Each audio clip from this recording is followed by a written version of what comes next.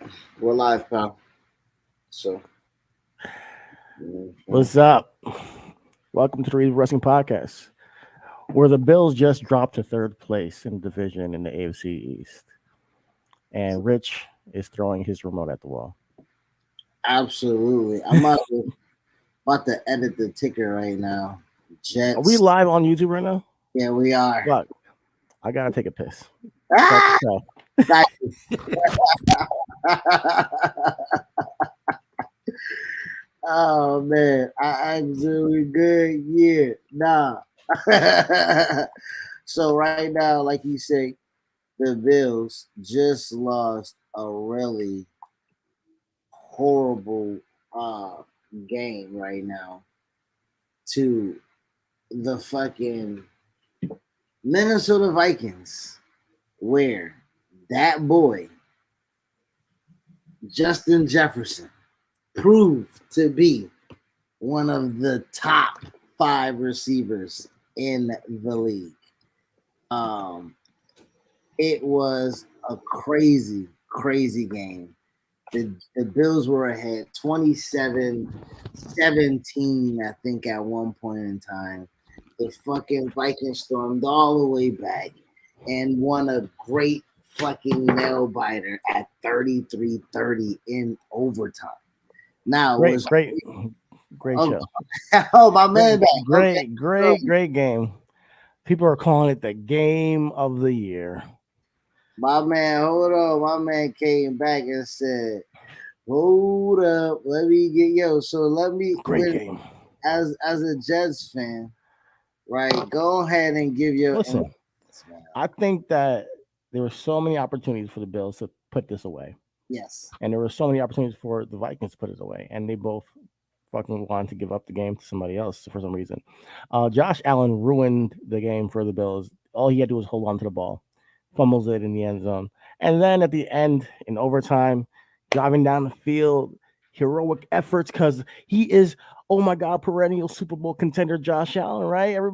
He's already pretty much set in stone for the AFC on the Super Bowl. That's what I heard from the beginning of the season. And what does he do? Just like he did last week, throws a pick in the end zone. Listen, we can crown them, but they are who we thought they were. Listen, the Buffalo Bills is third in the AFC, not AFC East. Oh, hold on, hold on. And I'm gonna revel in that for a little bit, as a Jets fan. Listen, if it wasn't for us having a bye week, we would be number one in the AFC East. It's okay though. It's okay. We'll get back to it. You Right now, confident Miami that can you can wait? have a little spot. You confident that you would have won that this Yeah, week? hell yeah, hell yeah. We got New England coming up. We owe them something. We owe them a game. So we're gonna whoop that ass next week. But right now, shout out to Miami. Y'all first place. Y'all been doing y'all thing. Looking a little scary. But we beat them too. So Bro, at the end of the day, you know what's crazy? You looked at me funny when I said my Super Bowl picks. I The did. Dolphins and the Eagles. You did. I did. And honestly, I picked the Raiders, and I'm like, yo, I couldn't be more wrong.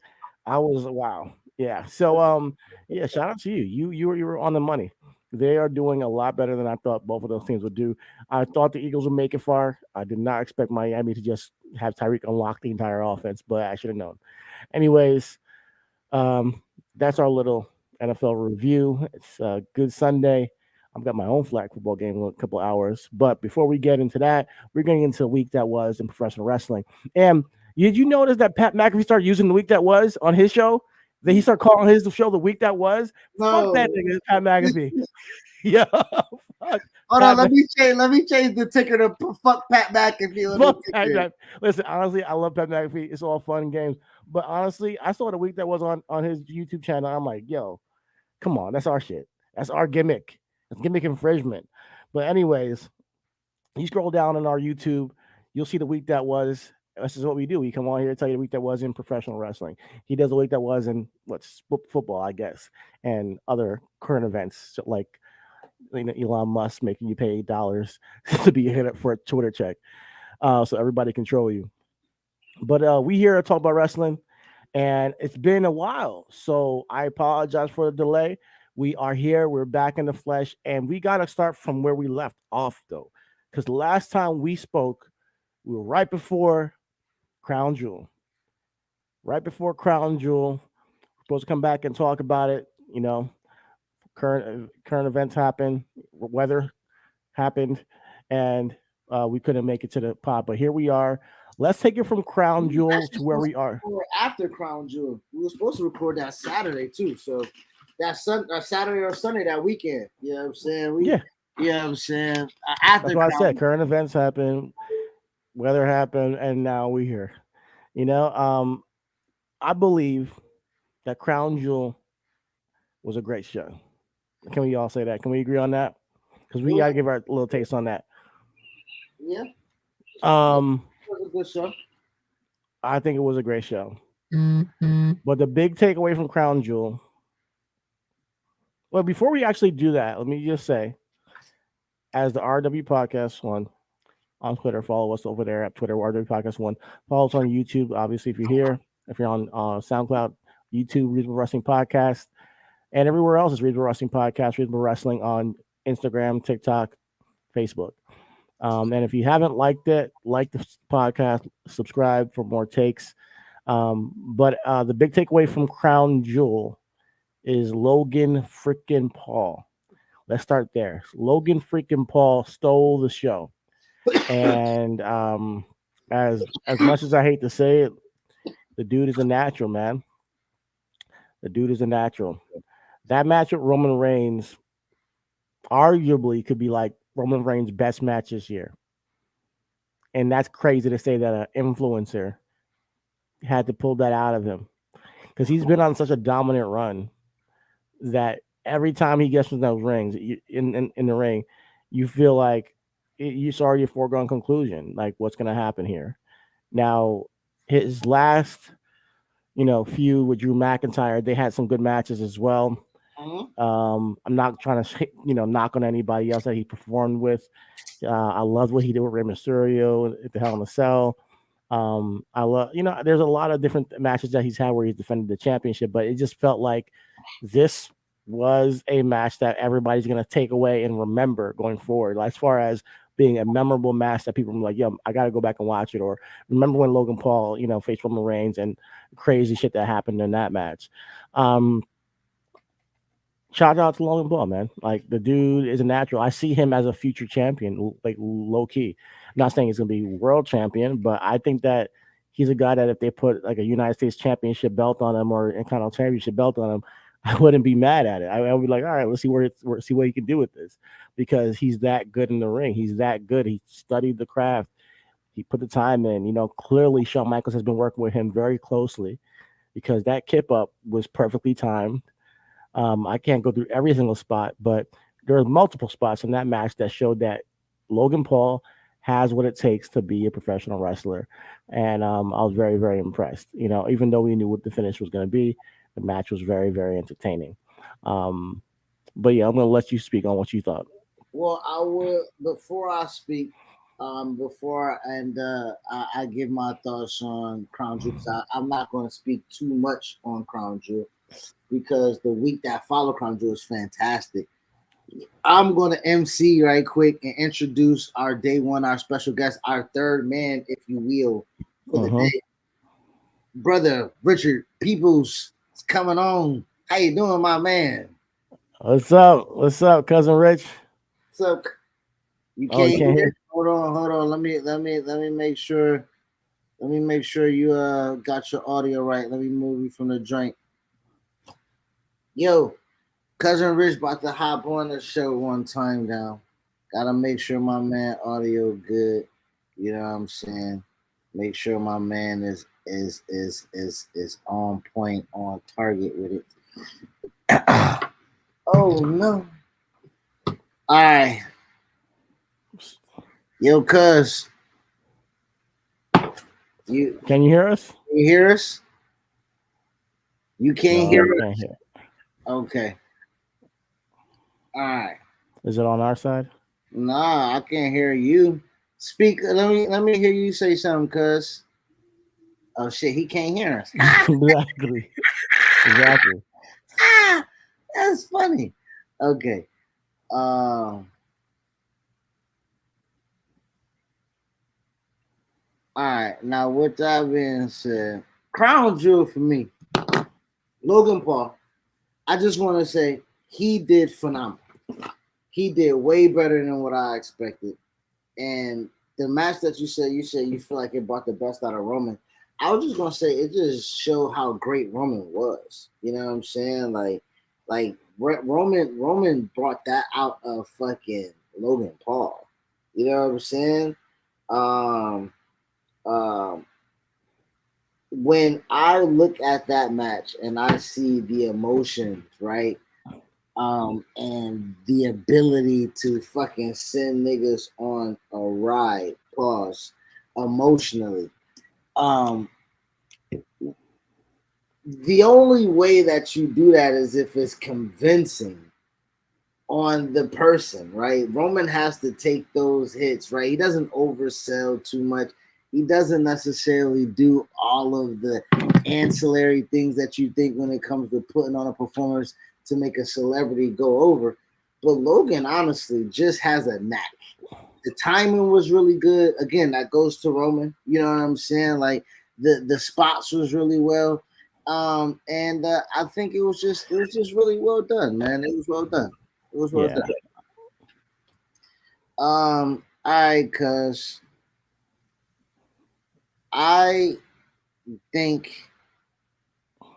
that you should. Yeah, I'm gonna need you to say something, cuz I'm sitting in the lobby. You I know need what to know if we I'm can saying? hear you. Yeah, I need to know if we can hear you. Can you You text in the know, group chat? Oh, oh, we can't. nah, we can't. I'm gonna kick him out the studio. Kick him out. Remove him out. Get him out the club, please. We'll see what happens with the audio. Sorry, guys. We'll see. We'll fix that. Well, But I really do want to hear his takes because he watched Crown Jewel as well.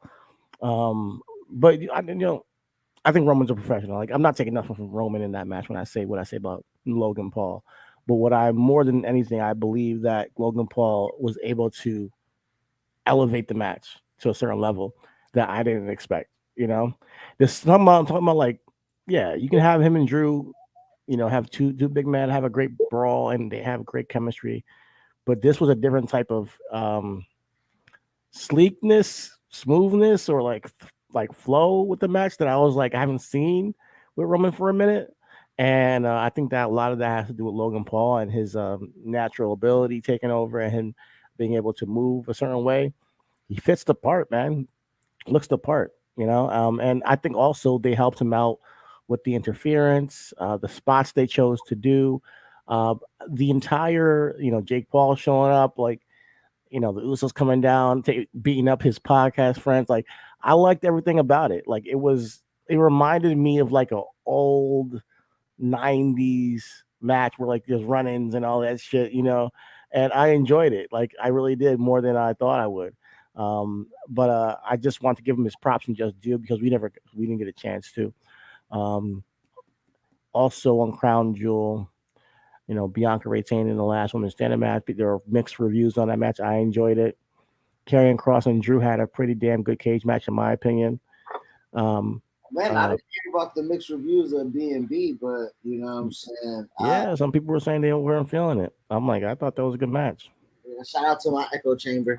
Yo, Bailey takes the worst KODs. Like she takes the most painful KODs in the history. Like I need a montage of Bailey KODs because whether it's on a ladder, on a chair, it looks devastating. But it was a great match, great finish. Put her in the ladder, stuffed it underneath the turnbuckle. That was awesome. Creative way to finish the match too. It kept kind of protects Bailey in a sense. I think with that being said, when you look at Bianca and Bailey, just the competitiveness between the competitors, right? Bailey can always bring out the best in Bailey. Bailey can always bring out the best in Bianca, just from the sure fact that like Bailey is a wrestling savant. right? So just how we talked about Roman Reigns can bring something special out of Logan Paul, right? Like imagine Logan, right? The athleticism and the gifts that Bianca has, and the presence that she has, and the ability and where she is can be accentuated by somebody like Bailey, who's roaming on that side. Like, I'm just so good at what I do. You're gonna look better than what you think that you are, right? And so when they say they make Bianca it looks like $1,000,000, nigga, Bailey made that motherfucker look like 10, right? So that ain't that, and that's no slight because Bianca already $1,000,000 coming in. You know what I'm saying? Like, so it ain't like she's less than. It's just that the fact that Bailey can make somebody shine the way that she does all the time. She did it with Sasha, man. Like look at the last woman standing the Iron Woman match that they had in NXT, right? Sasha was on that ascension of what we said that Bianca was. She had just went up to the main roster. She had just debuted, and she had this huge steam behind her. And yet she had to come down there back with Bailey to have that Iron Woman match after Brooklyn, and Bailey just took it over the top. The selling, the bumping, and then the definitive win.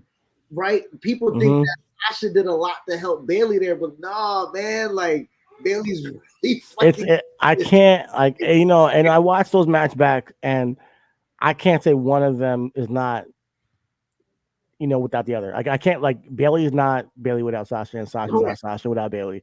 In that sense, I think that they were like the Batman Joker at that time. There's certain Batman Joker rivalries that they're just like, yo, this is your main rival in your career at this point, and we'll get into another one later on in the pod with the Usos and New Day. But right now let's talk about let's finish up talking about Crown Jewel, Bianca and Bailey. I thought it was a great match. I do believe that there was a really good match. Honda, yes, the Power of Dreams. There is really good chemistry with many different superstars, and one that I didn't expect, or people even in the group chat here, I was like, "Yo, is this really gonna be a good match?" Was Braun Strowman and Omos. I believe that was one of the good matches on the card. It filled out the card of Crown Jewel, in my opinion, and it was better than I thought it was gonna be. And that's why I said this is a WrestleMania angle that brings a spectacle WrestleMania. Maybe it is a bathroom break for some people, but to me, I'm like, getting these two giants in a big stage match was warranted based off of just their size, and the possibility of seeing these two guys clash. And I think they performed better than Bobby and Brock did earlier on in the night, which I was surprised to see. Oh, okay. Yeah.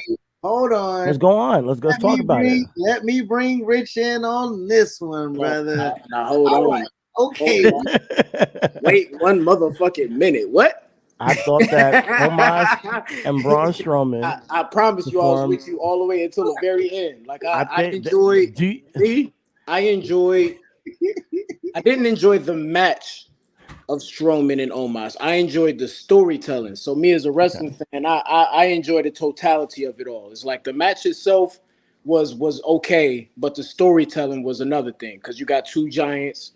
And you got the giant of the giants beating his ass the whole match, but he took an L. I enjoyed. I'm the other way with the Bobby and Brock. I enjoy the storytelling and not the match, because the match was that match. And this is funny coming from you. Like, you was the big Bobby stan before we got the first Bobby and Brock fight. Like, so for me, the totality of the story, and then for this match, for him to lose but still put the beating on Brock, I was like, man, this is fine. Like, I like this, so I know I'm gonna get another one. Like, and that's what I'm hoping for. I'm hoping that the storyline continues and we get a real fleshed out match, because the match to me was Bobby just beating the shit out of Brock and then losing through a weird ass cover that I thought was a kind of anticlimactic. Now I get it; it's the first match of the night. They wanted to get Brock out there to do his thing, and you're either first or you're last with Brock, and he was first. All right, you don't tonight, go live and go, enjoy Saudi Arabia or whatever you want to go back to your hotel, and or get on an early flight home or something. But for Bobby, I do think that it was like a little bit of a a lame ass way to lose. And then I pray that we do see the finish in a culmination in a full match with Braun and Omos.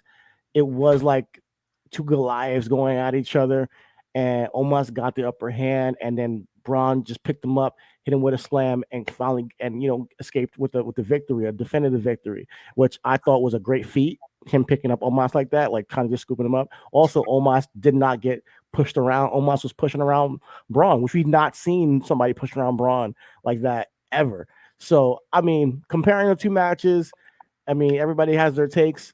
They weren't bad. Like, they weren't like, oh, damn, this was complete trash. But I do think that Braun and Omos, were a little bit more impressive for me, and I'm looking forward to Bobby and Brock come back and do something real good, like down the line, and there's still a match. There's a match that I'm waiting for that's coming from these two guys that I haven't seen yet. The first match kind of was like a little weird with the finish. This match was I want a real match with Bobby and Brock, bell to bell. All right, who's the best man? But that's my thing. What's a real match for Brock? Like they went full sprint 6 minutes. Like, I feel you. Like, Brock's not going, he's not doing Kurt Angle 30-minute Iron Man matches. That's not what I'm asking for, but like the finish, like it takes away from the entire thing. Like, if Brock got his win back at some point in that match, and and got an offense at some point, and then escaped with a victory, I wouldn't have been like, all right, that's what I expected. I don't want to get bogged down here, but I do want to say this. This is the Bobby that you've always asked for, bro. Right. The nigga was dominant the whole way through, and Brock had to literally Bret Hart his way out of a fucking lot because Bobby's so relentless that shit wasn't like. This is the story that you always said, don't let Bobby get bitched out by Brock, and he didn't, and he hasn't. Right, so I understand what you're saying, right? It goes back to I won't diverge, but I will diverge. It goes back to the Black Panther situation with Rich. Now that we're on camera, we can bring it in. Mm-hmm. I understand what you're saying about what you wanted to see, but what you got has also been something that you always asked for. They world building around Wakanda. They gave us female lead character stars. Sure, they accelerated the storyline, but the storyline's still not bad with Black. You know what I mean? Like, so no, yeah.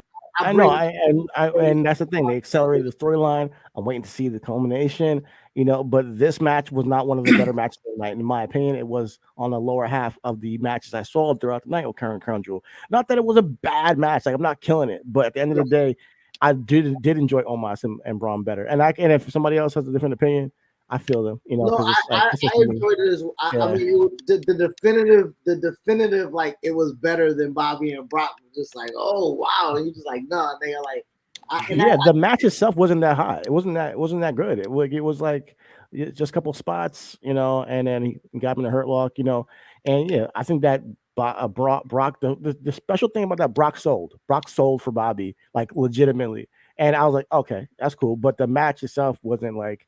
He sold, right. Got his upper hand and then lost. Like, it was just like, all right, he sold, he hurt his knee, and then he just kind of like, escaped. So it is what it is.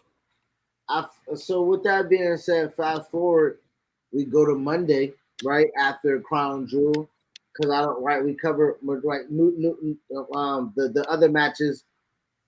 On Crown Jewel was, Dakota Kai and them got the tag belts back. Yes, which I said should happen. Like, get the belt back to him immediately. And with that being said, we fast forward to Monday, where you have the residual effects of what Crown Jewel was. You have a rematch of Bianca and Bayley that gets interrupted, right? With Nikki, that what I was before. So the rematch comes out where definitively Bianca and Bayley have the match. Bianca wins. Now we have Nikki Cross insinuated into this feud. We have a setup for War Games where we have 2 more spots available for Bianca, Asuka, and Alexa Bliss to go alongside of Nikki Cross and Damage Control. A lot of people are insinuating Candice LeRae is going to be one of the remaining two. A lot of people, Rhea Ripley is going to be the final fifth on that part. You know what I'm saying? I like what they're doing with the Raw Women's Division. I love how this Survivor Series / War Games is bringing back the '90s vibe, where all the feuds, right, all the good guys teaming up, all the bad guys teaming up, and it's gonna be fire. Like I think that's gonna be pretty fucking dope, and it leaves with the interpretation of what we talk about, how deep and thick that roster is. Who is those remaining women on the babyface side that is impactful, that matters? I think she's good, but now we gotta have a strong fifth. You know, okay, it's gonna be Mia Yim. It's gonna be Mia Yim. Okay, because they're already building the Rhea Ripley, Mia Yim, feud, and Rhea Ripley will be on the bad girl side. Okay. I'm wondering who the other, probably Nikki Cross, Damage Control, Rhea Ripley. All right, that's 5, right? Yeah, that's it. Yeah. So yeah, that's probably what the match is going to be. But come on, we all know we want Sasha and Naomi back. We all want to see Sasha and Naomi come back. It's not gonna happen. I'm not worried about them coming back for this, as long as they return for the Rumble, because that there's no. That's gonna happen in time, right? That's almost like we waiting for the Cody Rhodes and Reigns, but we know it's coming. Like you know what I mean? Exactly. The thing is that they building up storyline that's meaningful and makes sense in the meantime. So yeah, and stars. Right? I think Candice and Mia will have breakout performances in War Games, and especially Candice. I believe Candice should see like people can be really introduced to her, after and everything that they've built up like prior to, with them jumping her backstage, Damage Control. It makes sense to put her in the match. We all know that Candice has a little like a risky side to her, like a rough side to her. Like she's not only just a hardcore side to her. Yeah, there you go. So I want to see that come out in that match. We also know Io Shirai is crazy. We saw her in War Games jump off the top with a trash can on her head, like on her body, and do a crossbody. So I'm really excited to see what they do on the main roster. I'm glad that the main roster gets exposed to this. If they haven't watched NXT, I mean, then it's going to be a special showing for them. The ladies are going to have a showcasing, which is going to be awesome to see. And I don't think we've ever seen Bianca in War Games, have we? I don't think so. So NXT, she wasn't. I don't think. Now the first woman in War Game, I think she was already off the roster when the first one happened, because it was typically a men's match, and then they had like 1 or 2 women's War Games matches with. I know that Raquel Rodriguez was in one. No, she was in. No, she wasn't in War Games. I can't remember. Now speaking of War Games, and we said we were gonna freestyle this show back and forth. The men's War Games match, we seem like we know what that's gonna be. That shit look like it's gonna bang too. Yeah. We got the Bloodline coming out after SmackDown. Let's talk about the Usos. They had they beat the New Day. Had a great match on SmackDown. I know a lot of people are upset that we have repetitive tag matches on WWE, but I'm sorry if you ever watch basketball or baseball or hockey. You play the same opponent over and over again to see who's best. So with this being said, like you have to go through the best to be the best. You book the match. That's the match. Have at it, my nigga. What if you like? What repetitive match are you talking to? New Day Usos. New Day Usos. What? How are you gonna complain about that? Like, I don't get how you can complain about New Day Usos. Fire every single time, bro. Every single time. It's like I don't get it. Hey, listen, it's done. It's done. You know what I'm saying? Like they did it, and that's why they did it. You know what I'm saying? They got a good match. So with that being said, you fast forward to the end of the night. You fast forward to the end of the night. The Bloodline's out there minus Sami Zayn.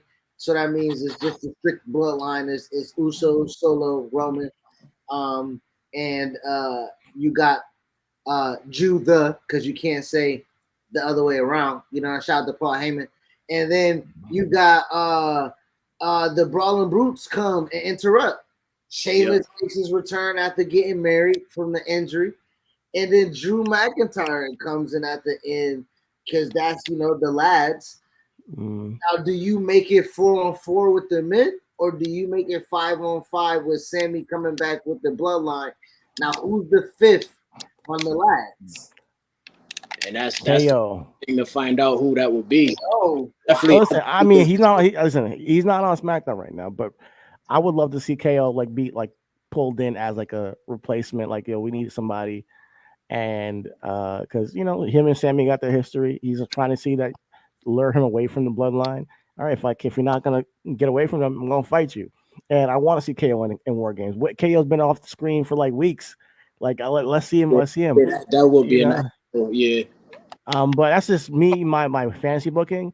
But realistically, what I see happening, I honestly believe that it will probably be somebody that's already on the SmackDown roster, like a Rey Mysterio or but you think really Rey? It's a possibility. I mean, Rey in War Games would be awesome, honestly. But it gotta fit the storyline. That's what I'm saying. That's what we're seeing right now. We seeing that. So we got Drew. Stories are fitting the storyline. So that's what I'm saying. KO is the best option for me. He really is the best option, and I really think that even the whole he's on another brand thing, they won't give a shit about that for the sake of storytelling. You know what I mean? Especially if he's been MIA for this long. Yeah. And again, everybody has an intertangled storyline with somebody in the bloodline. So again, you bring Sammy back, Kevin really does make the most sense. Just this Sammy KO stare down at War Games would be awesome. The fans go crazy, and he has his history with Roman, obviously, and it's just all tied together. So that's what I'm praying for. I don't know if it's gonna happen, but ideally, that's what I would choose. That's what I'll choose. Yo, I'm sorry. They measuring the football in this Dallas Green Bay game, and they just gave us the most generous of spots. Even the chain length was like, no, brother. You know what I'm saying? Now, with that being said, also SmackDown, they're having a World Cup for the Intercontinental Championship. I like what they're doing. I like this. Yeah, I like it. Another consolation prize, but they're integrating it with the title strap. It's you get a number one contender, second number one contendership tournament, but you get a trophy, and everybody's from a different country. So you got we had this week. And we talk about, I'm sorry, not to interrupt, business a lot. The World Cup is legit. The World Cup starts in a couple weeks. Fox got it, right? So listen, this is a legit trying to cross branded cross promotion type situation. So shout out to that type of thing going on, and I get it. It's playing to something. But it doesn't hurt, right? This doesn't hurt the creative. It actually enhances the creative a little bit. Okay, we got a lot of diversity on the roster. Let's see if we can actually utilize the Intercontinental title and try to like the All Atlantic right now that they got going on over there. I know you in AEW, if they do tournaments, you're like, what are they doing? Eliminator tournament? Like me, I love tournaments. You want to shit on it if AEW, you want to. No, I don't want to shit on AEW. No, I want to say this though. How many tournaments them niggas gonna have? Some niggas got tournaments. It's another when you overdo it. Don't do it. Yeah, listen. I listen. I always like tournaments because you get to see just different matchups, and over time, you find a competitor, rather than just saying, okay, this person's next up, right? You have them compete to find out who's next up, and New Japan does it a lot. I think that it's not bad for them because that's kind of like their model. Looking at that, round on tournaments too.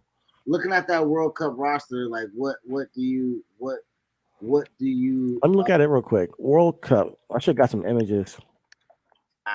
And while you're doing that, and I don't know if this was what you was going to when you asked that, Chris, but I was gonna ask y'all, who do y'all feel is gonna come out as far as like the best storyline or best match for that match.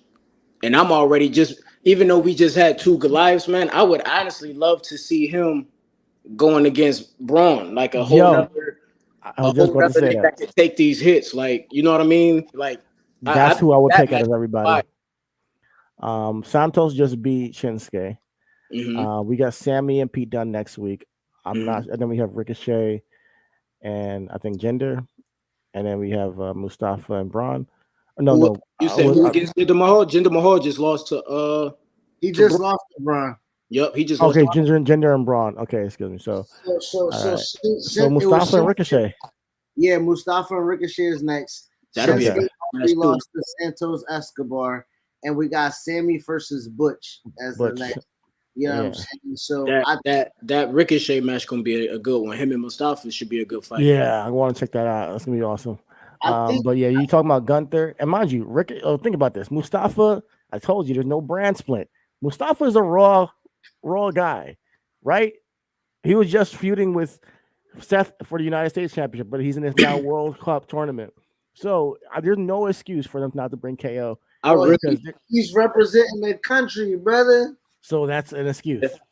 I'm just saying, like, if I'm trying to, I don't know. You just grab him over. Listen, man.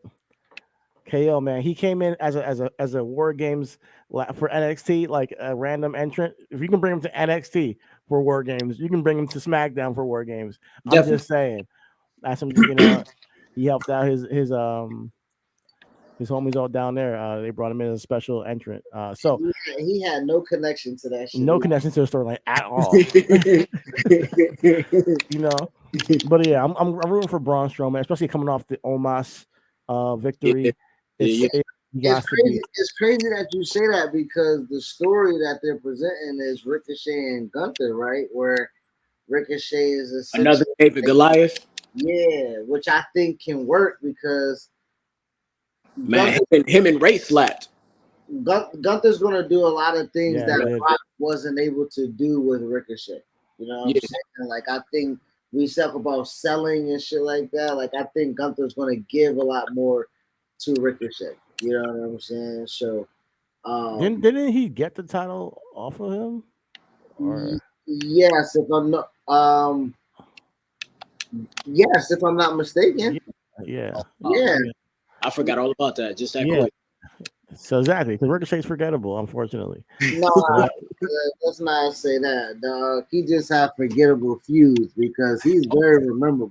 Well, I won't say forgettable because I put him in the same vein as Mustafa, and I hate to cut you off. Not forgettable. It's just that he just in the right position. He not getting the right nod, I guess. Like, because I could say the same about Mustafa. It's like, yo, dude is talented. He's putting on dope matches. I feel.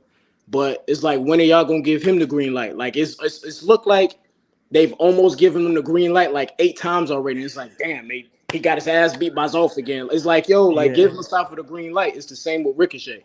Like, it's like they don't have confidence to that though. Yeah, he beat Ricochet June 10th.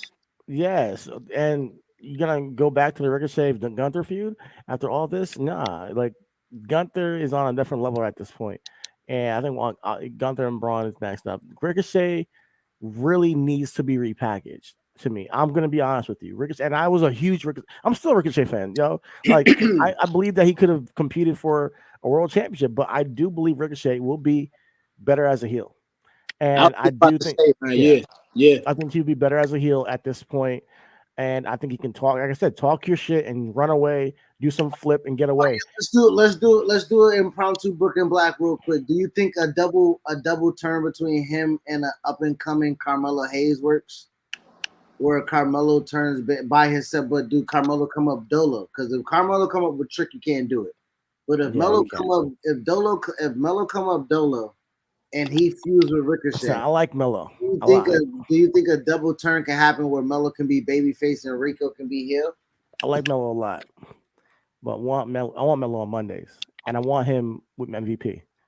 I want Melo, MVP, and Omos to be like a group, and he's like, this is my muscle, and this is my promoter, and I get and he just pretty much talks his shit, and he gets pushed that way. I want him to be a heel. I think Melo is going to be best as a heel on the main roster. I think he'll be a babyface eventually, no doubt about it. I think he just has that charisma. But so who's the babyface that gets Ricochet over and the opponent? Ricochet, I think that Ricochet and Braun could be a good feud, believe it or not. I think that Ricochet and Drew McIntyre could be a good feud. I think that Ricochet and Sheamus could be a good feud if you just put it in the right perspective of, listen, I can do things in this ring that nobody can, and I'm here to prove it. He comes out, takes them out, jumps them from behind, takes off, and they gotta catch him and then he just can't get a hold of him. And be Leo Rush. I actually pitched the same angle for Leo Rush back in the day, and they didn't go with it. But this angle would work for anybody who's smaller, quick, and can talk and can jump people from behind. And I think that the whole thing with Ricochet is wait until I get you in this ring. Wait until I get my hands on you, and eventually when they do on a pay-per-view, then Ricochet is trying to play cat and mouse. Eventually Braun gets his hands on him. Oh shit, everybody's going crazy because finally this guy's going to get his comeuppance. But I would like to see Ricochet either cost somebody a match, cost them a number one contenders match. So listen, something happens backstage where he's like, you're not going to disrespect Ricochet. He comes out to prove that you're not going to disrespect me, and he costs them a match. And he's like, this is not the old Ricochet. I'm here to prove to everybody that I'm better than you. And in this ring, I'm untouchable. You can just call it the untouchable Ricochet gimmick. Go ahead. If my niggas dropped the mic, was like, go.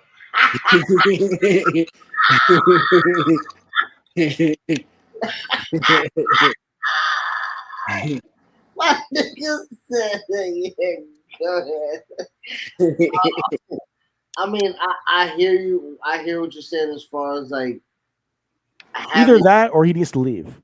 Like either that, because him being a babyface forever, it ain't gonna work. I think him and Mustafa will do a lot better in AEW. As far, especially Ricochet. I think he would do a lot better in AEW. How? He's just let off the leash. The matches he's gonna have in AEW each week is gonna be. They're gonna give him time. They're gonna let him do certain things with other people who are also like him and Dragon Lee, or him and Ray Phoenix, him and Nick, Jackson.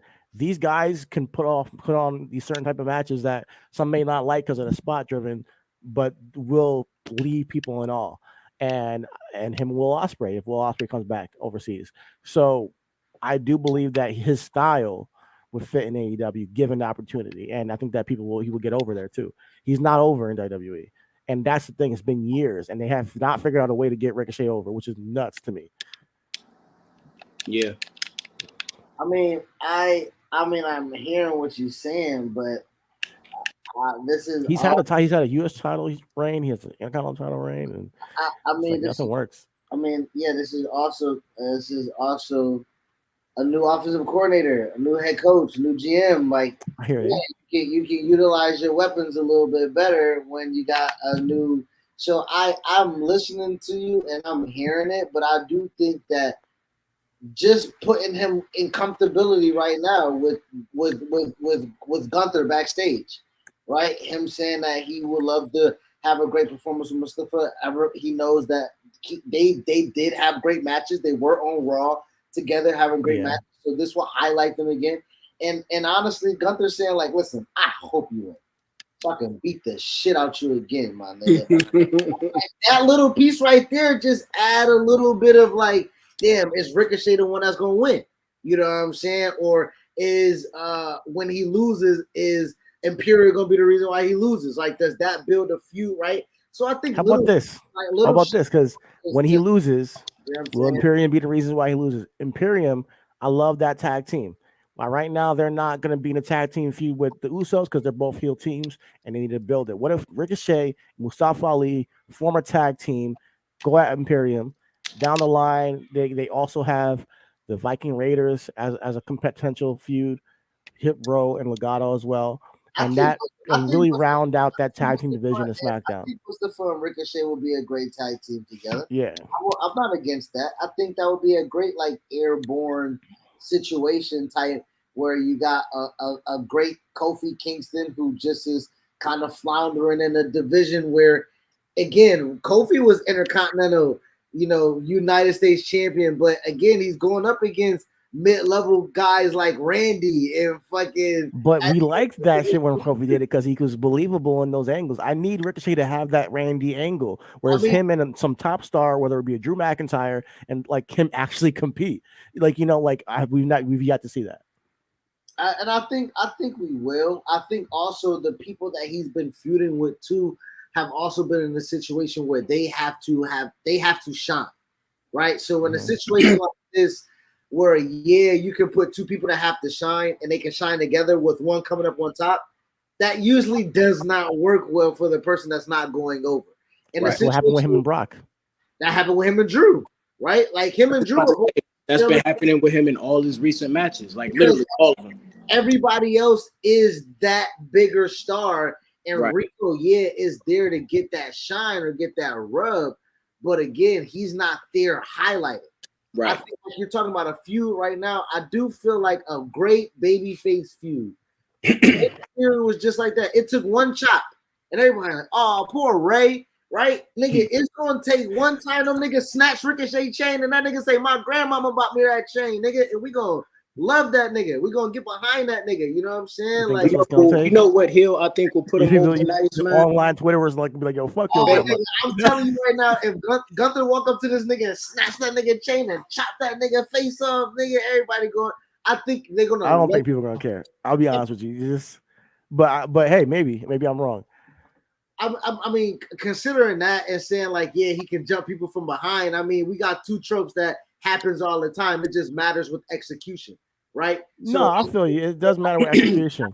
But I'm talking about from where Ricochet is right now. The sympathy angle is not going to get him over. I think Ray works for Ray because we've seen we have this bond with Ray as a babyface for decades now, and we've seen his trials and tribulations with his son.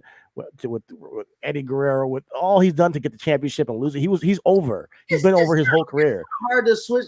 Listen, Ricky Starks was a heel through and through, nigga, and now he getting his ass thrashed by Lance Archer, and we like, nigga, what happened there? Like, it's like baby faces can get sympathy easy. Like, it don't matter. Like, especially when you add in a realistic storyline. And I was about to say, who I would think would be the perfect heel to get him over, even though he's in the midst of a storyline right now. But we just talking about in general, because it doesn't have to be necessarily right now, and it doesn't necessarily have to be for a title. And I think that's what's important. We just need to get positive wind under his belt with a meaningful storyline that propels him to, okay, you know what? We can see him going for one of these belts now. And I was going to say the person I think that will work with is The Miz. Doing The Miz TV, like, yo, man, you ain't been over since such and such, man. But how are you doing, buddy? Like The Miz completely shitting on this nigga. Like, yo, you was dope when you first got here, but man, you just another flash in the pan superstar, huh? Like, that could work. That could work. Or Grayson, or Grayson Waller, because he has a punchable face right there, brother. That nigga, Grayson Waller, he does. But he's in NXT. And then Miz is on Raw. That's true. So if you're choosing somebody who can talk on the mic, it's an LA Knight on SmackDown. Yeah. LA Knight and Ricochet, he can talk his shit to Ricochet. Listen, you ain't shit. That was a feud when he was hitting on this girl, but now LA Knight on bigger and better things, which is great. How'd you like that? How did that fast forward into, bouncing off of that? How would you like Bray and LA Knight? Oh yeah, Bray and LA Knight. It's interesting. I don't know. You talking about like them together or just a match? Yeah, just the match together, like the promo backstage. I think it's interesting. Like I can't say yay or nay because it's like so much of a yin and yang and like I don't know because we know Bray, but with this new character, it's still so much unknown still. You know what I mean? It's like nigga, we know you off the hinge. Yeah. This dude is nuts, but. Yo, what are you gonna do next? It's like, so I think it makes it interesting. LA Knight is a victim. That's all he is. He's a victim. He's Bray's first victim, and somebody got to take the L, and it's gonna Somebody be got LA to take Knight. the L. That's all it is. But you mentioned something earlier, Chris, about who's the new the head coach, who's your offensive coordinator, put you in the right position to succeed. We had something happen on Monday Night Raw that I thought was very telling. We had the first ever Money in the Bank cash in for a mid card title. Austin Theory cashed in the Money in the Bank briefcase for the United States Championship against Seth Rollins and lost. There's been a lot of controversial takes on this. People think that it's a wrong move. People think that now that Vince is not in charge, they're not going to be using Austin Theory the right way. Um, I have my own takes on it. I don't think it's necessarily was the right move myself, but hey, it's what happened. I didn't really necessarily think it was, detrimental to Austin. He's gonna be fine. No, But what do you it's think? not. I think it harkens back to Baron Corbin, nigga. You just not ready. We think you're ready, but you're not ready. You know what I'm saying? Like Corbin at that point in time, right? Everybody's ex NFL star, got the look, that had the 10-second matches or whatever, had the cool tattoos, had the entrance, and he came in with worked the NXT a little bit and went hot shit. And he was a project that did not go over well. He did not do what was necessary, and Cena checked him in the ring, and Cena checked him with his cash in. You know what I'm saying? And I don't see nothing wrong with Austin Theory getting a little reality check and like them niggas resetting. It's not a big thing. I think that Austin was not the guy in the first place to have it. And right now, Roman's not the guy that you want cashing on anyway. So you might as well just motherfucking. You hit on several points I was just about to say, but to add on to everything you're saying, not only is he not the guy to take that belt from Roman, especially right now, but because he's a heel, he doesn't need Money in the Bank. You know what I mean? So like, just like he was talking about Baron Corbin just a second ago, like right now, and I think probably for like the past 2 to 3 years, Baron is on not a run, but he's on a run because he's one of the most unlikable heels there is. But that's what keeps him relevant. He don't necessarily have to win. Just his face in that match is good enough because he does such a great job in the ring and he's good enough on the mic. And now you add JBL, I think you just adding to his heel sauce. So with somebody like Austin, continue to just work on the craft and just be his character alone is Baron-esque. Like you already super unlikable. He don't need that Money in the Bank. So as much at first I didn't agree with it, but when I sat back, I'm like, man, he ain't need that. You know what I thought to myself when Logan Paul took that camera phone, came to the top rope and crown jewel and jumped off that Should have bitch. been him. He should have been like, Austin Theory should be tight. Austin Theory should have did Austin should have did that like 18 matches ago. He should have done that all. Yeah, so he kind of stole his thunder. Now, as for him cashing in on the United States Championship and losing, I thought it was unexpected and it wasn't the right time. Although I don't think he should have won it still. I don't think he was ready. I don't think he's ready to be champion. I think he should have cashed in and lost still down the line. I don't think it was the right time to do it. I think that you could have even had him lose the Money in the Bank briefcase to somebody else. If you really wanted to go that route and add some more intrigue going into WrestleMania season of like, oh snap, Austin Theory at the Royal Rumble defending his briefcase against a KO or somebody who's been talking shit to him saying that he's not ready. And if you want to prove that you're ready, put your briefcase on the line, goading him into a match and saying, you know what, I'll do it, and just like kind of like what MJF is going through in AEW, where it's like, yo, you can't win a match without cheating. Can you prove it? He's like, okay, I'll do it. I'm gonna win a match without cheating. Austin Theory's back against the wall. KO had that promo with him months ago where he's pretty much railing him in the ring, saying that you're not that guy. Like you have it all handed to you, but you're not ready yet. And I thought there was some truth to that.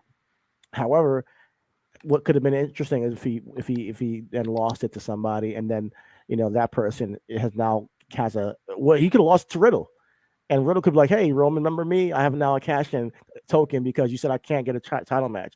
It doesn't mean Riddle should win the championship match either. It just means that he guys to add a little bit more storytelling in the line of Roman's legacy. Riddle gets a cash-in on Roman after, you know, in the lead up to WrestleMania, Riddle's taunting him with that because he pretty much lost the match, so he can't get a title match back. But if he beat Austin Theory for the Money in the Bank briefcase, the crowd would have gone crazy, you know, and then Riddle would have had to have been teasing a cash in on for Roman from that point forward. Riddle could have goaded him into that match, like tricked him into that match and got him to lose it. It could have been, you know, there's multiple ways you could have done it, but this seemed like a thing where it's like, let me just get this off of him, and like just almost like telling him, actually, you're not ready yet. We're taking that away from you, and we don't need it. I always like people holding it just for the intrigue, and it gives a little bit more interest to the show when somebody does have the briefcase, because you don't know when it's going to cash in. But him cashing it in for the United States Championship and losing, it wasn't it for me. Even if he cashed in on Roman and losing, it would have been way better to me than him cashing on the United States Championship and losing. Because this is like, he's been United States champion before. Like, he still you lost have this somebody that's reputable too, though. You know what I mean? So True. That's not... True, but that token is for you to take it to the next level, not for you to stay on the same level you were just at, where you just had the title. Like, you have this, like, if you was never United States champion before, I'm like, all right, cool. But he was, and like, you was gonna go back to that. So it just seemed like a dumb move from him, as a heel, and you know, it just seemed like they were just trying to get it off of him. So he was. It was a good match, though. Good match. He's a dumb heel, and that's is exactly what you said. Right. You goaded into it because, as you can see subtly, but not so subtly, guess who's a babyface again, right? Yeah. So, with that being said, you know, when Seth did the commentary on the match and he said what he said about being the greatest cash-in ever, Austin Theory then says, well, I'm going to cash in on the greatest cash-in ever, right? It's dumb, but it's plausible enough to get the job done because, again, Austin Theory is he's 24, young, full of dumb, you know what I'm saying? Like, you know what I'm saying? And like, I know where you're getting at. Yeah. You know what I'm saying? Yeah. Like, so, young and dumb. And with that being said, Rollins is like, I'll accept because I know he ain't gonna beat me. Right. So it goes back to, like, you know, why is Usos and New Day wrestling again? Because New Day is like, hey, if y'all gonna beat my record, y'all gotta beat me. Y'all gotta beat us. You gotta be proven. And Seth Rollins is like, oh, my little brother wants to play the game again. Okay, cool. Let me go ahead and tax that ass one time. But what's interesting about it is, like, is now Bobby turning heel, because Bobby's been wrecking shop. He you know, beat up Mustafa because Mustafa was the one who's going to accept the challenge to begin with. Then he went to the ring, beat up Seth, destroyed him, and then the officials came out, you know, and eventually Austin Theory came out. Logically, I'm sorry, not the, but logically, here we go. We talk about why it happens. You got upset with Solo having a match that he was not instructed to have, right? I think people listen, right? So Bobby is about to insert himself in a match that he's not supposed to have, and then lose credibly or win credibly. Like, nah, we can go ahead and take this L. So as he discards Mustafa, again, the lineage of what's happening here is Seth has won that title nefariously off of Bobby, where Bobby was having a reign of his life. Yeah. And all because Brock wanted to beat his ass to insert him dominance. Like, so now Bobby's on a rampage now, nigga. Right. So, like, I won't say that he's healed, but you just got a pissed off big ass black nigga. Yeah. It's just kind of that rage is gonna lead you to, my nigga. You know what I'm saying? So I won't necessarily say that he's healed, but I do like the non-nonsense that Bobby's displaying, right? No, I like it too. Not to cut you off again, that's right back to our original Bobby Lashley, our fandom. It was like, yo, man, it's time for him to reign, man. Like, we sick of the gimmicks that they had him doing before. We was like, nah, man, bring the mean Bobby Lashley back, because it's nice guy smiling all the time. Shit, it don't even fit your body, bro. Like, I mean, it worked. He got over as a babyface, like, recently. It was really working. But nigga, I don't want to see you smile. More of a machine now. I don't want to see that smiling shit, dog. Yo, Guru, cut them flutes off. Nah, nigga, I don't want none of that. You know what I mean? He was a fighting United States champion. I want you to do it like Farouk. Ain't no smiles, ain't no happy, nothing, nigga. I'm kicking ass, bro. Like this the Bobby I want, whether it's a heel or not, man. Like I'm fucking with it. Yeah, I love that shit. Yeah, I like it. I like it. I mean, I'm not definitely not against it. I just didn't know returning him already because he was having a successful babyface run, like as a fighting champion, United States champion. And So then with Brock that, came do in. you feel like the fans are going along that? Oh no, we're not feeling them no more type of And ordeal. what Do you happened feel was like Crown Jewel when he came out and I mean after he took the beat to Brock Lesnar afterwards, that? they were booing him. I think Brock was the catalyst for this turn because once Brock came in, they're like, oh, one more time, F5. The first night he came out to, like, yo, you guys are cheering for Bobby all this time. Like, oh, yeah, doing the whole fist pumps and everything whenever he did it. And then your Brock comes over here, you ask him for the F5 him one more time, and then he goes to Crown Jewel. They're booing him because he's beating up Brock after the belt. But, Brock just escaped, and then he put him in the hurt lock. He couldn't get out, So at this point, yeah, he's on a rampage, and I like the character development. I love what they're doing with him. Yeah, I mean, it's a natural progression. I want Beatdown Clan and WWE and MVP to be like, y'all never liked the entertainers, y'all never liked niggas. I want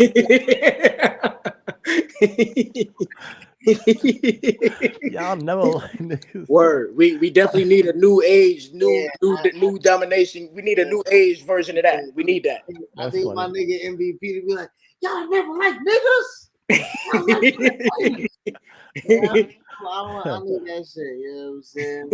Nah, but it was interesting to see. I did not expect that finish to Raw. But Seth is now babyface clearly. And we'll see. I think that right now he's a needed, babyface. Now, would you say he's a babyface or more so? He's a babyface. Straight babyface, not a tweener. Yeah. Nah, he's a babyface. He's full on bet. Not just because I think that's part of why they changed Shinsuke's music. But like when you got the music that everybody is singing, yeah, I don't want that to be like he's a heel or a face now just because of that. But do you feel like he's a full on face? When he started commanding them to sing it, I was like, that's a little bit odd because usually a heel wouldn't do that. And slowly but surely, they're doing it more and more, and he's now facing off against the heels of the roster. That plays into it exactly. I think when you're crowd conducting, right? Yeah. When the crowd doesn't reject you, you know what I'm saying? Like because heels can be like, give it to me, come on, cheer me, and they be like, boo, still if they really don't fuck with you. But that nigga Seth was like, I get the energy from this. I get the feel from this, and they like, oh, we gonna charge you up then. Go ahead and do a Phoenix Splash, my nigga.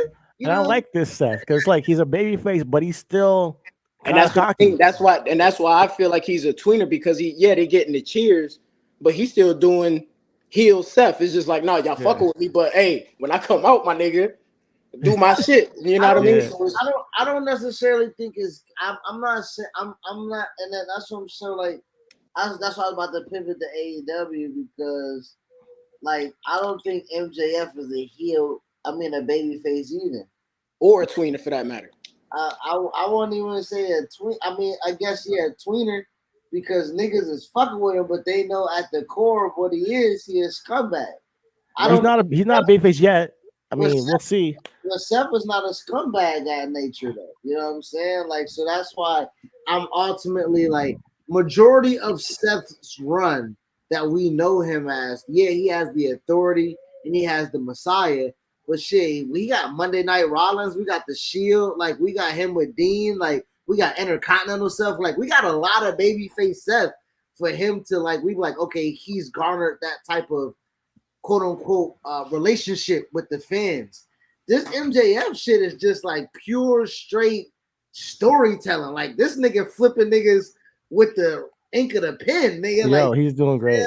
You know what I'm saying? Like, I don't even know if he got any babyface qualities right now. We just really absolutely not. It just feels like it's just him. Yeah. But that's why MJF is also like the outlier. Like he's like when you look up heel, you look at him, you look at Baron Corbin, like he's just like the epitome of. It's like there's no way this guy is ever going to be a babyface. I feel like MJF is never going to be a babyface. Oh, I thought the same thing about my guy Bray. I thought the same thing about certain people, but MJF. One thing about wrestling I realized is that if you get a reaction as a heel, you can be a great babyface. It doesn't matter who you are. If you get a good reaction as a heel, you can be a babyface. And Look at MJF. the Miz. That's how the Miz became a babyface, bro. You Like, can, but listen, you saying that like it's not Hall of Famers who 90% of their career, if not the entire time, they're the heel. They're known Absolutely. as the I'm not. heels, you know I what I think mean? MJF, So, like, Baron Corbin, Miz. These guys are primarily heels in my mind, and they definitely are better off as heels. Doesn't mean that MJF can have a run as a babyface, like a really strong one at that, because he's good on the mic. He knows how to talk. He has the gift of gab. When you got the gift of gab, you can be a heel, you can be a babyface. whatever you want. That's The Rock. That's guys like Stone Cold Steve Austin. That's guys like John Cena. They didn't let him be heel, but I think that he would have been a great heel if they let him. Guys who can control the crowd in a sense. Even Enzo Amore. I put him up there with the mic workers, that he could control the crowd in a certain way and get them to boo if they want it, if he wants that reaction, or get him to cheer if he wants that reaction.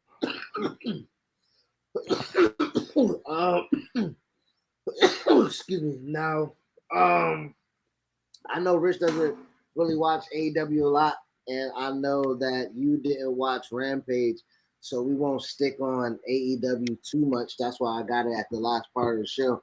But I do want to mention that although AEW does not offer a lot of storylines that I can like really sink my teeth into, I would like to say that they provide matches that like are once in a lifetime things, right? You got Eddie Kingston fulfilling a life-size prophecy of wrestling one of his favorite Japanese wrestlers. I mean, you got Top Flight with AR Fox about to fight Death Triangle. You got Sammy Guevara and Bryan Danielson. Sammy Guevara was saying that in 2014 he was working at a Subway before he was you know what I'm saying? So like, and like he saw Daniel Bryan win the world title. I think it was WrestleMania, and he was like, damn, I want to do that, right? So you have the ability to give us these great once in a lifetime match. MJF, CM Punk, right? The storylines just don't hit for me a lot. Shout out to them again. They have brought a lot of black talent that draws me to the shows now, right? I actually go see my black talent, right? Swerve, Keith Lee, The Acclaim, Jade, Nyla Rose, Red Velvet, Stir It Up. Damn, who else we got over there? Shout out to Lee Johnson, who was just in the championship match with Orange Cassidy, coming off an injury. You know what I'm saying? Like, I know a lot of people throw shots at QT Marshall and his factory, but he's producing really good wrestlers, right? Really people that's passionate about the business, and he gets them ready to then have championship type quality matches against Orange Cassidy, who's considerably one of the most over people in the business right now. So like, just to have the diversity within the roster now, I want to give them definitely credit, but I have not found a storyline yet that I care about company that's going to carry me. You know what I'm saying? So I do want to see that happen going forward. You know what I'm saying? So you don't care about this MJF Jon Moxley story, really? No. Wow. So is it because how long have they been in business now? What is it? 3 years? 3, 4. You say it's kind of hard. Why is hard? Because I think that was what they've done. You just said he's doing great story. You just said he's doing storytelling, like straight storytelling. What he's done with William Regal and I think Moxley over the past couple of weeks has been great stuff. Honestly, it may not be for you, but it's great, but it is repetitive at this point, right? We did say that we did come and say that this nigga got mad, or he got mad villainous origin stories with various people. They're all good, don't get me wrong, but like, how many times have a nigga turned you away in your young career, my nigga? Like, goddamn, like, how many people really like gave you the like? That's the genius of what he's doing. He's not just coming out there and saying, I want a match with you. He's coming out there and giving a motivation with MJF. What is the motivation behind MJF, the character? One thing that we're going to take from all these angles is that he has a inbred story that he is creating as a new star. because what new stars don't have is feud history. Like Edge can come back and do something with Randy Orton right now because we know already the RKO. That feud history is already embedded. You can immediately get a reaction. What MJF doesn't have the advantage to do with a CM Punk or Jon Moxley is have feud history. So he's just creating that shit up. He's just coming out here and saying, "Hey, this is my story with this guy." But this it is history. It is it is history, right? And it's his history, and that's what's compelling about it. And that's why he's a young star that can get over that quickly. But again, I'm not a Moxley guy. I'm not putting anything on MJF in this particular story. I dig Moxley. Moxley's ancillary. The stories with fucking Regal, right? The story that MJF is telling is with Regal, and the story of MJF is that he wants to be champion. Now Moxley's champion. I always thought that the championship that he was going to get was going to be off of Punk. Here we are, right? You know what I mean? So the story of MJF is good. Don't get me wrong. You know what I'm saying? But you're asking me to emotionally connect myself when I do feel like Moxley deserves a break, bro. Like, I'm not even necessarily hating on Moxley. Yes, he's the heart and soul of the company. He put the company on his back. He really was the catalyst outside of Jericho and Kenny Omega. Like, they are the cornerstones of building that company. I really do understand that. But he deserves a break off a screen. He deserves break off a character. He deserves a break from his body and blading and bumping and all that, because it will make somebody like me who's cynical, it will draw apathy to him. Because at this point in time, I want the title off of him. Because at that point, he don't have nothing to fight for, so then he has to go away. You know what I'm saying? Because the only reason why he's here is because he's always fucking champion. You know what I'm saying? Like, so at this point in time, like, I need him not to have the title, and I need him to get away. And I need other people to be able to carry that mantle. You know what I'm saying? And when he comes back, I feel like that he can work himself in importance as he climbs back. But to be always thrust, I think that's too much. Is this week the go home show? Yeah. All right. So I really do want to watch Full Gear, though. I think I want to tune in for that. We will tap back into it next week and see what happens. Because at this point, I just want to see the match. I want to see what the go home show, what they actually give us going into the match. But yeah, there's been a lot of other guys involved in this feud, whether it be the Firm, William Regal. And I think that's not bad because, it does add to the story. But we'll see where they actually go with it. Because I don't think that necessarily. I think you're just not into Jon Moxley, and you've never been a big Jon Moxley fan. I'm not into Jon Moxley, but here we are. You talking about the Firm is included too, and I understand the Firm helped MJF get the title, and this goes back to the babyface thing. Okay, when the Firm's beaten, when he tells the Firm not to do it, and the Firm was like, "Well, we got you to this point," and like the infighting between that, it just got me like, "Nigga, is he truly a babyface? Is he doing the same thing that?" Like, I'm just not. It's too many moving pieces. Because it first started off as I got the chip. I told them niggas to back off. It's me and Regal. I want to do it the right way. And now the Firm been here the past 2 weeks, nigga. So if you but that's part of the story. Like, if you're paying attention, it's not too many moving pieces. He fired the Firm like to do it the right way. It's all in line. I know. So that's why I'm like saying that. No. Like, if you get the pieces and you get why they're in, like shit, the Logan Paul and Roman Reigns match had a bunch of things involved. Right now Roman, and I think that Roman and Sammy and the Usos have been doing the same stick for months. It works, and it's like, I know you say repetitive and there's too many moving pieces. You just might not be into it, because I do think that when you see it at Full Gear, you might be like, oh, that was a good match at the end of the day. You might be like, oh, that was interesting what they did with it. I think that's the key to this story, though, is like what happens at the match. Well, I cared about, again, I told you I cared about it once I said you dismissed the Firm, and then the Firm has been back to 2 weeks. I don't care for that. If I hired you to do the job is done. You got me the fucking chip. I got the championship match, nigga. If I told you that now you got Stokely talking about when I say the job is done, like, what are you talking about, brother? Like, then the promo of Stokely said, my best friend MJF. Okay, if your best friend said hire these niggas to do this for me, and then back off, nigga, and back off. Like, it's just a lot right now. I do feel like it's convoluted. I do. And if you don't feel like it is, then it's not. But I do feel like that part is convoluted because in the last 3 weeks, I cared about MJF talking about the promo with William Regal. I talked about it. I said that was emotional. And ever since then, he's now the devil and devil worshippers and all that. How you a babyface doing all that, brother? Like, are you doing it the right way? And you talking about, well, you know, like, I don't get it. I don't get it. Let's watch the movie. Let's watch the movie. All right. Like, I think we'll land in a good spot in Full Gear. We'll see. We'll see. Yeah. All right. That's my cue. I lost the lighter.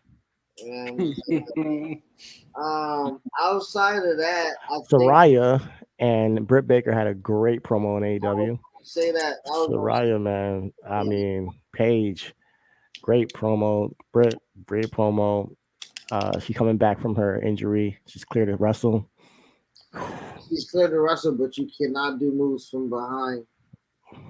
You know what I'm saying? She's not comfortable with doing moves from behind. All right. Wait 1 second. I'll be right back.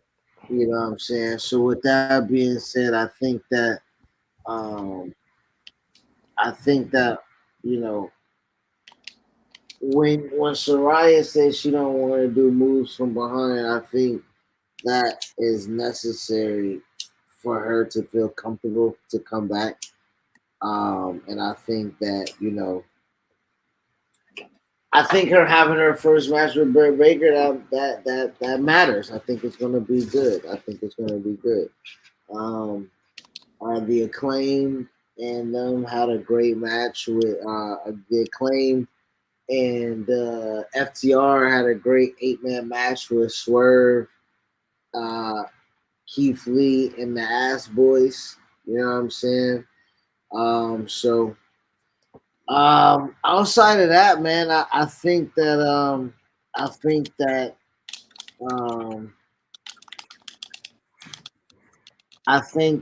for the most part, that was the week that was for, I think, you know what I mean? Like, I honestly feel like that was it for me. It was just Crown Jewel. You know, I think Crown Jewel was pretty good. I think AEW was pretty good.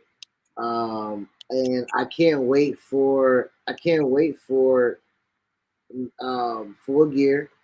And we got fucking Survivor Series and War Games coming up. Anything you got, cuz, that you wanted to get off one time now? You know what I'm saying? On the wrestling tip, not really. Nothing that y'all haven't already touched on. I know I get excited every time I see anything Bray related during the course of any of the WWE shows. So I'm just anxious to see what they do with him next, as far as, you know, the first fight officially back in that storyline. If it'll be a feud, whether it is with homie or not, you know what I mean? Like, exactly how that's gonna play out. If he's gonna end up recruiting the stable, you know what I mean? I'm just real excited and anxious to kind of see the route that creative allows him to go with. That's really it for me. I do want to be able to highlight. I think they've been doing a pretty good job with the women's division. I think as of late. I know we felt that they were real stagnant at one point, and I know CT had made mention that he's just ready for Naomi and Sasha to come back. Me, I'm all the way cool with them taking a sweet ass time. You know what I mean? Because it's enough talent for them to just build meaningful storyline with everybody else, whether it's title related or not, and let them come back, you know, whenever they come back. But I think they've been doing a good job utilizing the roster in itself. I'm excited, you know, Shane and Ronda. There you go. I'm excited that they finally got them together, and they back there wrecking havoc. You know, excited to kind of see how that blossoms and where that goes. I just like what they're doing with the women's division as a whole. I think they finally utilizing them the way that they should be. And granted, you know, albeit because of Sasha and Naomi not there, Charlotte with her injury, Becky, I don't know if she has an injury, but her sitting down for a hot second, like I've always felt like, you know, giving these superstars, men and women, just giving them time off in general is just dope, just because it allows you to create. Now you are forced to create storyline with everybody else, because everything doesn't have to be an A++ storyline with your main superstars. That's how you get bored of niggas quick. So, albeit that is because of their injury, I'm kind of glad that certain superstars are sitting down because it's giving them time to write for everybody else. So I think it's kind of refreshing, and you know, it's forcing other superstars to kind of step up, and you forced to kind of see what everybody else is able to do now. So. Well, shit. Again, this nigga JJ just saw Ric Flair on his flight, nigga. Oh man, that is fire. Just shout out to that is fire. To run into the nature board on the flight, that's crazy. Everything is wrestling, my guy. You know, with that shit, we gonna sign off with that. Nigga, ain't no better way than that. You know, yo, listen, everybody. Thank you guys for tuning in. Shout out to my special guest, Rich, cousin Rich, Day One Rich. CT went. He got primetime football game today. Flag football. My niggas say he had to dip out real quick. You know, New York City traffic crazy. So my man had to go out one time down, but we gonna lock back in. We gonna try to get cousin Ray on. We gonna try to get homie Days on. We gonna try to get OG AD on. You know what I'm saying? And try to get this Marvel conversation going because Black Panther dropped. Everybody synced it. Everybody got different perspectives. You know what I'm saying? And if y'all fucking with Black Panther, I got some comments on Black Panther, drop them hoes in the comment section. Let us know. Let's get some traction and some motherfucking engagement going just by saying hashtag Black Panther. You know what I'm saying? Wakanda forever. You know what I'm saying? So yes, stay tuned. Reasonable Wrestling will do everything this wrestling podcast, and we're gonna be talking about Black Panther and the MCU. So tap in. Thank you guys. We out. I gotta go be a dad. Peace out. Yes, Ersky.